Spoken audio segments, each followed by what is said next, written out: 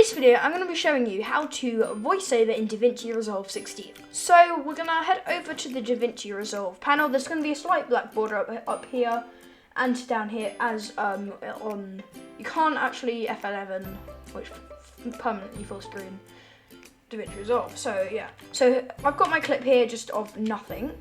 It's just because I have no imagination and didn't have a clip prepared. What you want to do is you want to go over to down here. This is what tab you're usually in, the edit tab, and you want to go over to the musical note, aka Farlight. I think that's what it's called. Yeah, Fairlight. This will also work in DaVinci Resolve 17 as far as I'm concerned. Once you're in here, what you want to have on is mixer and meters. So you've got your audio tracks here of where your audio would be. I'm actually going to quickly import something, so BRB. I've just imported some music, so you have a little bit of music in the background to what I'm talking about.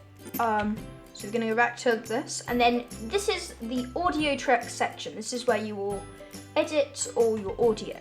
So if you wanted to voice over in the audio track 1, which is this one where if you're just using a recording from OBS, that's where your game sound would usually be. And you want to, instead of having the game sound, you want to put your voiceover instead. You would put it in audio 1, but I recommend having it in audio 2 or audio 3, or just one that isn't the main track. So once you've decided which one you want, you also are going to have to make the audio 2 by just dragging in some sound and then deleting the sound, just so you have the audio 2, and you just do that by dragging in your sounds, go into it, press backspace, not delete, because delete completely scuffs it up. You want to go to your Farlight, right. So now we've got the audio 2, and this is where it says no input, and we don't want that. So we're going to click on it, and we're going to press input. And then this is my microphone. I don't know what it is. It's actually, if you want to know what my microphone is, it's in the description near the bottom. And you want to click on that and leave everything else the same. And then you want to press patch down here. You then want to press this X up here, and there you go. You've got your mic set up and you are sorted. So over here, you're going to go to this R section here, and you're going to click on it. So once you clicked on it, it's going to go very echoey and you can hear yourself. So when I start, you're going to hear myself twice, and that might sound weird. So yeah, as you can see, I can hear myself twice. And if your mic's really good and it's a USB mic, then you're actually going to have to mute your volume just by, I don't know, just like going to your speakers and muting them, just so it sounds clean. So I'm going to do that. And then you want to have the R on. So now I can't hear an echo and you can't either. And then you would adjust, you see this dot over here? You click on the dot. Now it is actually recording my voice, so it would go, hello, this is a test, blah, blah, blah, blah. And once you're ready, you just press stop. You don't press the record button, you just press stop. And then you go back to the edit tab, and now you've got your thing. You also want to make sure you unmute your volume so you can hear. And then this is where you can, and if you go up to your media pool, you've actually got that audio. So if you want to use it again, you can use it again.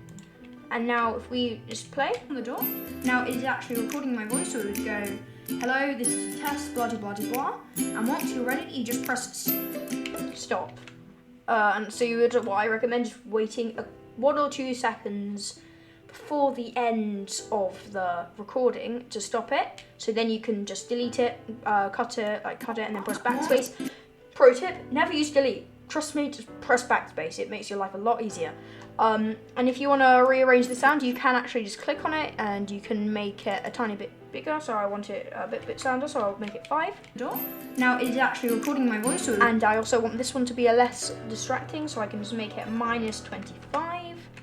And then you get on the door. Now it is actually recording my voice, so it would go, and that's pretty much it. So this is helpful if you've seen any of my other videos, which you probably haven't because you clicked on this video for how to add a voiceover. That I use it in some time lapses, depending on how I feel. And you can also use the delays to make it go slowly zoom in and zoom out. Now it is actually recording my voice, so it would go, hello, this is a test, blah, blah, blah, blah. And once you're ready, you just press, and as you see, it just faded out, which is some sort of pro tip. But that's how you add a voiceover in DaVinci Resolve. I'm going to do it really quickly. You click on here, you mute your volume, you make sure this has got input and it's clicked, you selected your thing and you've pressed patch, you've closed that, you've pressed the record button while you have that R selected, and you press stop. Once you've finished, you turn your volume back on. Obviously you don't have to turn your volume off, but there's a reason, and then you get button while you have that R. And I'm just going to show you what it sounds like when you're doing it with this on. So I've got the echo on and the volume on, and now I'm going to stop. I'm going to go back, and this is what you hear. So I've got the echo on and the volume on. You hear that in the background? That's rubbish quality. Once I first started doing it, nah mate. So yeah, that is how you add a voiceover in DaVinci Resolve 16 and I think 17. It probably should work in DaVinci Resolve 17. And please subscribe if you enjoy this, because I'm going to be doing some more DaVinci Resolve tutorials, and I'll see you guys next time. Peace.